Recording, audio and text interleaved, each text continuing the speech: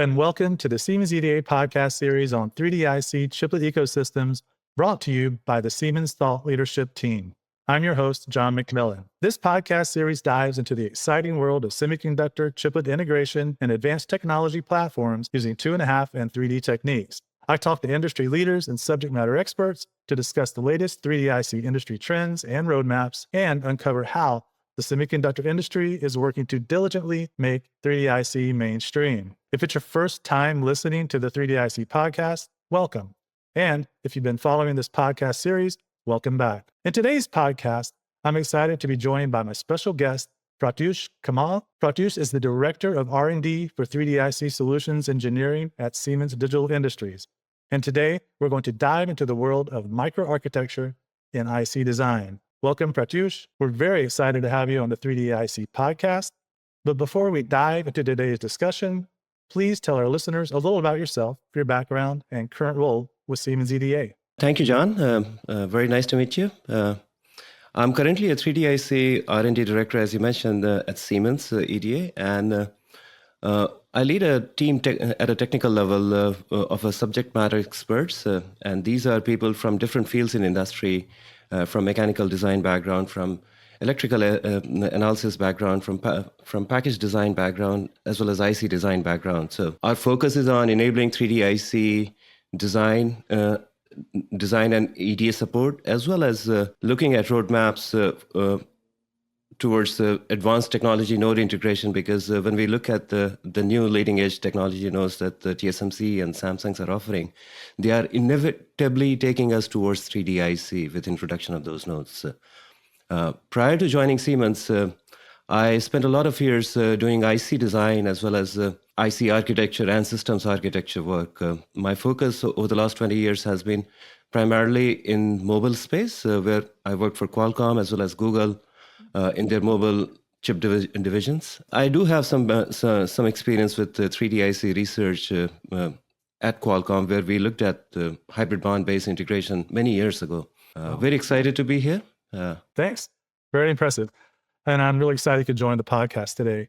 So let's kind of dig right in. My first question is, just to kind of educate us all, what is microarchitecture in IC design? So microarchitecture in IC design is essentially, a hardware implementation of the architecture we put in. Now, an architecture is essentially how a software engineer sees the system. Microarchitecture is essentially how the hardware engineer sees the system. And the implementation of that architecture into components, hardware components, for example, register files, arithmetic logic units, memories, etc. And essentially, microarchitecture is, you can break it down into two classes. One is relating to the data set itself, and the other one is control of the data. A microarchitecture is essentially trying to make sure that the data is flowing as designed, is conditioned as designed, and all the associated controls related to that data conditioning and data flow components are in place. Oh, great. So let's take the next step and, try to discover, what does microarchitecture mean in 3D-IC design? So when you look at 3D-IC, you have considerations about how the data is moving across the 3D stack and how the controls are going back and forth across the 3D stack for a seamless flow of data. So this could involve components like your die-to-die interface, making use of the 3D stack, and that interface would have both the data plane as well as the control plane support built in. But it goes beyond that. When we look at the new emerging trends in 3D-IC integration, we are talking about a sub-micron pitch density. And what that means is that even the components that you use to build up your microarchitecture could themselves be realized in 3D fashion. So it's not only the organization of your control of your hardware blocks when it comes to 3D-IC microarchitecture, but it's also leveraging the integration density that we have today and finding out how we can build a system that uses 3D components in itself. So imagine when you play a Tetris game and you have these three-dimensional blocks and you have to fit them in. So that's the kind of challenge we are looking at with 3D-IC, both in terms of physical implementation of the design as well as the logical implementation of the design. So how early do we need to consider microarchitecture in 3D-IC design? Not just in 3D IC design, but overall, as you see the landscape changing, the IC design industry is shifting to what we call a software defined silicon paradigm, where you're using software to customize the hardware functionality of your core. Now, 3D IC adds another layer of complexity to this new paradigm. As a result, you really need to start very early on. 3D IC is expensive. The design process is expensive. The manufacturing process is expensive. So anything you can catch up early on is a lot of savings for your organization. So we need to start up front as we are defining the system architecture, the system partitioning, and not just in terms of where we place the blocks, but also how we realize the functionalities, whether in terms of software or whether in terms of hardware. 3D IC designs especially, you need to look at it all very, very early on. So considering the increasing complexity of microarchitecture, what are the main issues that system designers are currently facing? 3D IC brings in itself a lot of challenges. Now imagine if you take a design that is laid out in 2D today and you fold it onto itself to realize a 3D equivalent design of it, the design still needs the same amount of power delivered to it. Now you have half the area to deliver that power to.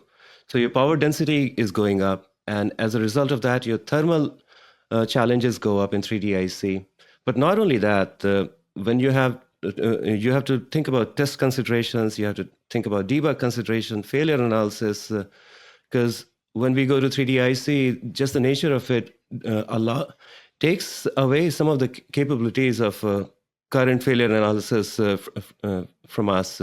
We just cannot do certain things that we have gotten used to doing in industry. So this, for example, the circuits need to be a lot more resilient because you're going to lose some ability to do your debug to an extent, your failure analysis to an extent. You're also going to lose your ability to do test, some portions of the test. So all of that has to be taken into consideration for 3D IC very, very early on. One of the challenges of test is when we shrink the 3D integration pitch to 1 micron density, we cannot physically probe those pins anymore. So we'll have to come up with alternative solutions. So your burden of test, your burden of what I call resilience. Resilience is essentially your ability to, bounce back from a failure, essentially.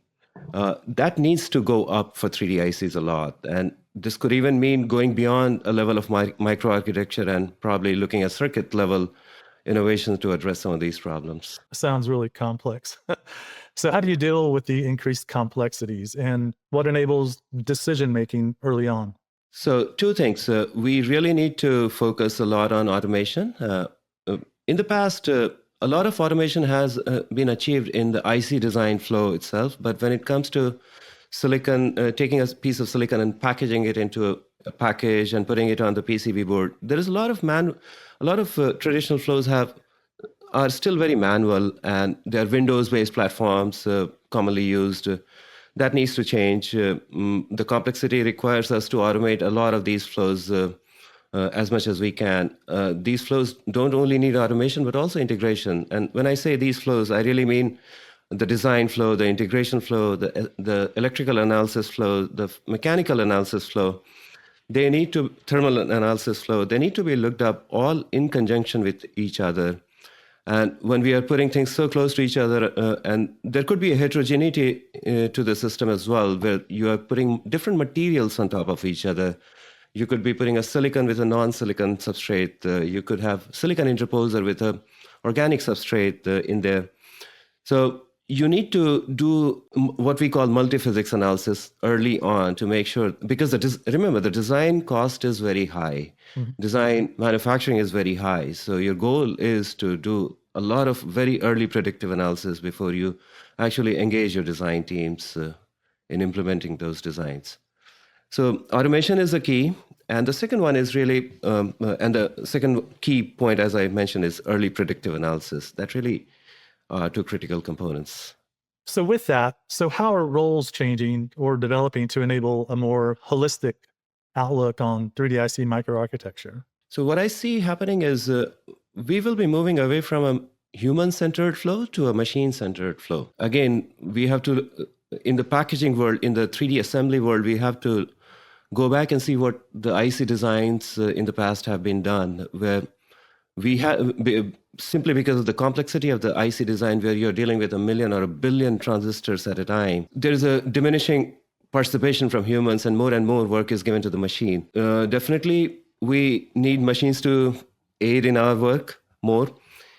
We are lucky that AI is at a point where it is a very powerful tool for humans to deploy. We can make use of AI agents, and tomorrow when we have multiple agents working together, we can make use of agentic AI to do a lot of these works on our behalf. We will be replacing a lot of human expertise with machines, essentially. The need for us is, rather than being very vertically ingrained into a particular domain, we need to have a breadth of domain.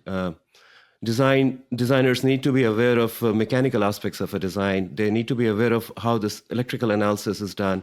They should be able to do a lot of these complex analysis on their designers should be able to do these complex analysis on their own without the requisite background or training. A lot of cross-pollination needs to happen within the teams. A lot of skill enhancement, I would say, a breadth of skill rather than a depth of skill is required at this time. As humans, we have a tendency to not to lose interest in things we don't understand well. So there's a lot of education required. Retraining of the workforce is required for it to work. Gotcha. What would you describe are things that would enable this non-siloed design practice? Cross-training is very important.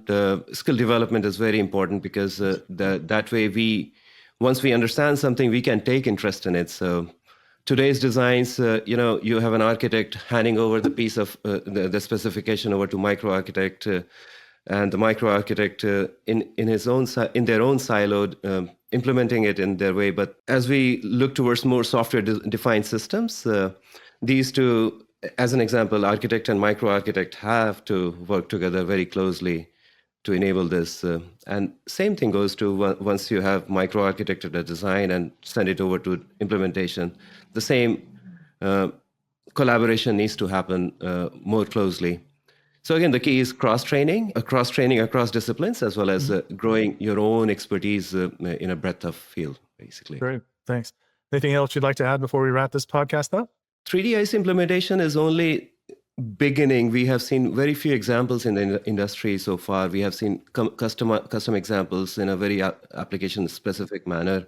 The most generic example that we can see in industry today for 3D IC is what AMD put out, where they put an SRAM on top of a logic die. The 3D ICs of tomorrow will have to do more. Now, when we just take the example of AMD's architecture of choice, we can just look at layers of decision making that must have been involved there. For example, when you are putting the SRAM out of a die, you have to look at the read and write latency. And typically, if your kernel, the logic core that decides the data movement, dictates the data movement to and from the SRAM core, if it's sitting on the opposite side of SRAM, then you would naturally have higher read latency compared to write latency. You could have an application where you care about, most applications, for example, you would care about less read latency than write latency. So how do you partition these kernels across the two dies? It could be a key for tomorrow's decision making. When we go to a more heterogeneous integration, for example, when we look at the mobile industry or the IoT industry, where the cores are not as homogeneous as you would see for AI/high performance compute platforms, where the cores are more homogeneous, the heterogeneity of these other markets would drive different architecture considerations. For example, a lot of focus is today on a mesh-based architecture for multi-chiplet systems, multi-die systems. Tomorrow's system have to probably think about a hub-and-spoke kind of architecture. Same thing with memory access. A lot of work is being done. The industry is going towards a non-unified memory access, and it just goes on to basically to the fundamental idea that not all latencies are equal. So you don't want to penalize cores if they have higher latency, if they have lower latency to SRAM, to the DRAM compared to a core that has higher latency. So we have gone with this non-unified memory access approach. But when we look at mobile and IoT space, we have to think differently. Same thing with resilience. We have to bring in a lot of redundancy in tomorrow's design. When a lot of designs today also, in fact, this is more and more this is an industry-wide practice today that when we run a chip, we run it based on the environment it is operating at. If it's getting hot, we slow it down to cool it down. So we call it thermal throttling. Those things have to be looked at more carefully, more closely. One of the effects of 3D IC is that to get the connections from the backside, you thin the silicon a lot. Silicon is a very good conductor. So when you're thinning the silicon, you're losing the ability to transfer the heat laterally on your die. So how does that change your thermal throttling strategy? That has to be looked at. A lot of design pieces that we embed in our silicon today, they may have to move out onto the package to have a better view of how the system is performing at a given time. I talked about redundancy, but I keep coming back to it because I do see physical failure analysis as a showstopper to adoption of 3D IC for heterogeneous systems. So I mentioned earlier, we have to think about failure resilient systems. Mm-hmm. How do we do that? We probably have to think of redundancies. We have to think of analog design practices and implementing them into the digital domain to overcome some of these challenges. Thank you, Pratyush. This has been a very insightful and informative podcast. Thank you for joining me today and sharing your knowledge and thoughts on this exciting, fast-moving, and growing area of technology. To all our listeners and viewers, I hope you found this podcast educational and insightful as I have. That is it for today's episode, but thank you for joining us, and be sure to check out the show notes to learn more about 3D-IC and the Siemens EDA Innovator 3D-IC platform, winner of the 2025 Technology Enablement Award presented by 3D Insights. Be sure to subscribe so you don't miss the next episode of the 3D-IC podcast. Thanks for joining.